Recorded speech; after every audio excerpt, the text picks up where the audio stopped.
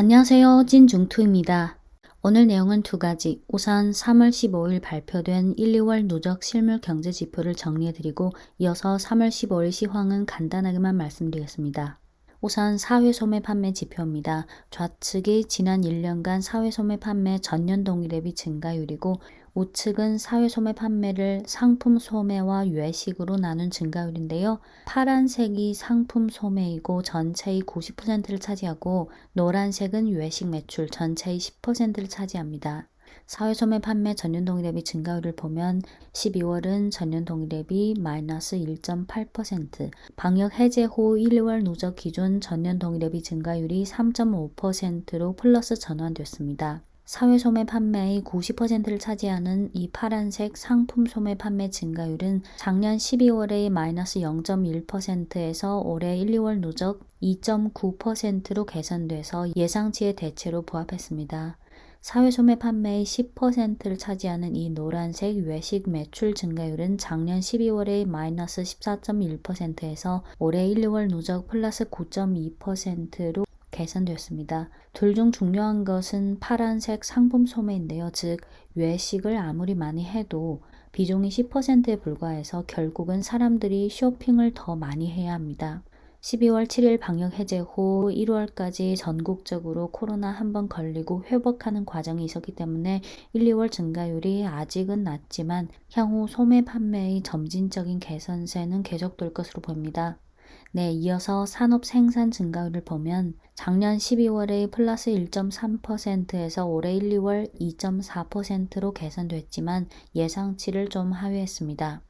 1, 2월의 전년 동기 대비 증가율이 마이너스인 산업은 주로 주류 음료와 차 마이너스 0.3%, 방직 마이너스 3.5%, 제약 마이너스 3.1%, 고무와 플라스틱 마이너스 3.5%, 금속 마이너스 0.8%, 통용 설비 마이너스 1.3%, 자동차 마이너스 1%, 컴퓨터 통신 및 기타 전자설비 마이너스 2.6%이고 그 외의 산업은 다 플러스였는데 플러스 증가율이 전체 산업 생산율 증가율인 2.4%보다 높게 나온 산업은 석탄 플러스 5%, 정유 천연가스 4.2%, 식품 3.7%, 화학 원료와 화학 제품 7.8%, 흑색 금속 5.9%, 비철 금속 6.7%, 전용 설비 3.9%, 철도, 선박, 항공, 우주 및 기타 운송 장비 9.7%, 전기 기계와 기자재 13.9%였습니다. 산업 생산 증가율이 많이 개선되려면 내수 소비와 해외 수출이 다 좋아지는데 내수 소비의 향후 점진적인 개선을 기대해 볼 수밖에 없습니다. 네, 이어서 고정자산 투자 증가율을 보면 좌측이 전체 고정자산 투자 증가율이고 우측이 부동산 개발 투자 증가율입니다. 전체 고정자산 투자 증가율은 작년 12월에 5.1%에서 올해 1, 2월 5.5%로 올랐습니다. 과거 중국 시황 영상에서도 몇 번 반복해서 언급했지만 중국 고정자산 투자의 구성은 대체로 제조 30%, 부동산 25%, 인프라 25%, 기타 20% 이렇게 기억하시면 됩니다. 1, 2월 제조업 투자 증가율은 플러스 8.1%, 부동산은 마이너스 5.7%, 인프라는 플러스 9%였습니다. 전체 고정자산 투자에서 20%대를 차지하는 부동산 개발 투자 증가율의 최근 1년간 수치를 보면 작년 상반기에 이미 마이너스 전환했고 하반기 들어 마이너스 폭이 계속 확대되면서 작년 12월 증가율은 마이너스 10%까지 떨어졌습니다. 올해 1, 2월 증가율은 마이너스 5.7%, 과거 영상에서 이미 언급한 적 있지만 참고로 부동산의 급격한 둔화를 완화하기 위해 인민은행은 작년 11월 하순부터 은행 대출, 회사채, 유상증자 등 3개 경로를 통해 부동산 개발업체에 대한 융자 지원 정책을 발표했고 올해 1월 5일 인민은행이 첫 주택 구매 시 담보대출 금리에 대한 유동적인 재정을 허용하는 통지를 발표했는데요. 즉 신규 주택 가격이 전월 대비 또는 전년 동기 대비 3개월 연속 하락한 도시에 대해서는 단계별로 주택담보대출을 유지하거나 하향 조정하거나 하한선을 없앨 수 있도록 했습니다. 보통 주택담보대출 금리가 4%였는데 이 정책이 시행되면서 춘절 이후부터 여러 도시에서 첫 주택 구매 시 담보대출 금리를 3.8%까지 내린 데도 많았습니다. 작년 한 해는 부동산 관련 모든 지표가 다 마이너스를 기록했고 하반기에 마이너스 폭이 확대됐는데요.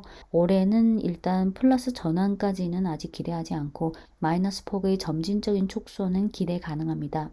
작년 한 해 부동산이 너무 심각하게 둔화됐기 때문에 올해는 수요 조절로 여러 가지 부동산 지원 정책을 발표했지만 2016년부터 정부가 강조해온 주택은 거주를 위한 것이지 투기를 위한 것이 아니다라는 큰 중장기 원칙에는 변화가 없습니다.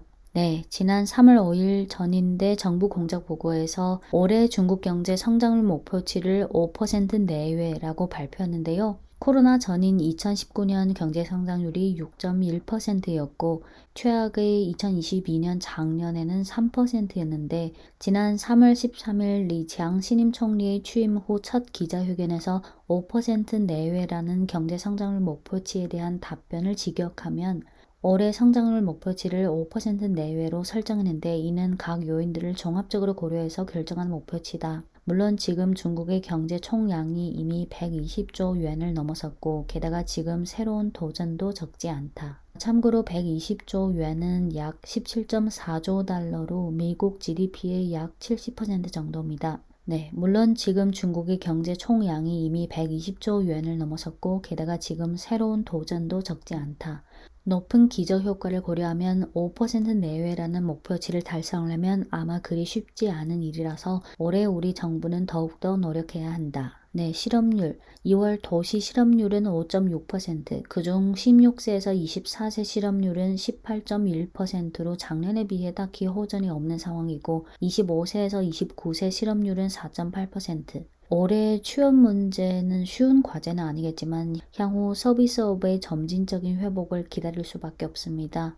작년 12월 7일 방역 해제 후 1월까지 전국적으로 한번 감염하고 회복하고 1월엔 또 춘절 연휴도 있어서 3월 15일 발표한 이 1, 2월 지표는 방역 해제 후 초기 과도기라고 봐야 합니다. 3월 실물 경제 지표는 4월 18일 발표 예정인데요. 4월부터 나오는 지표가 더 현실적이고 진짜 지표라고 봐야 합니다.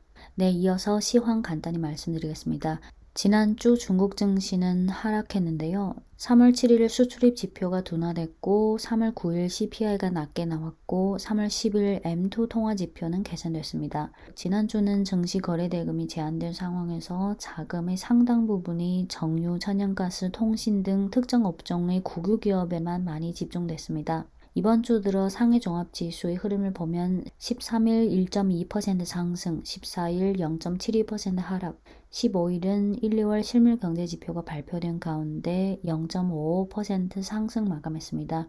15일 중국 증시중 업종별 등락을 보면 상승폭 큰 순으로 해운 3.74%, 건설 3.49%, 항구, 제지 2%대, 에너지 장비, 건자재, 도로, 철강, 가스, 포장, 환경보호, 수력, 무역, 부동산, 제약, 보험, 전력 등이 1%대 상승했고 낙폭 큰 순으로 소프트웨어 1.66%, 외식관광 1.47%, 주류 1.18%, 컴퓨터 하드웨어와 통신, 귀금속 1%대, 그리고 인터넷, 통신 장비, 우주, 항공, 교육, 일용화학, 식품, 음료, 항공, 자동차 등은 1% 이내 하락했습니다.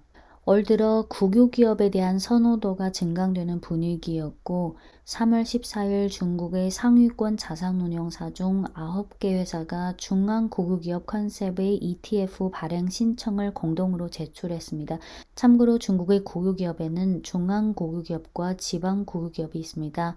발행 신청을 제출한 9개 ETF 중 방산, 정보안전, 우주항공, 컴퓨터, 전자, 반도체, 통신 등 업종이 들어간 ETF도 있고 녹색에너지와 화석에너지가 들어간 ETF도 있습니다. 올해는 과거에 비해 국유기업, 특히 중앙국유기업에 대한 시장의 관심도가 높아지는 분위기입니다. 네, 이상 찐중투였습니다.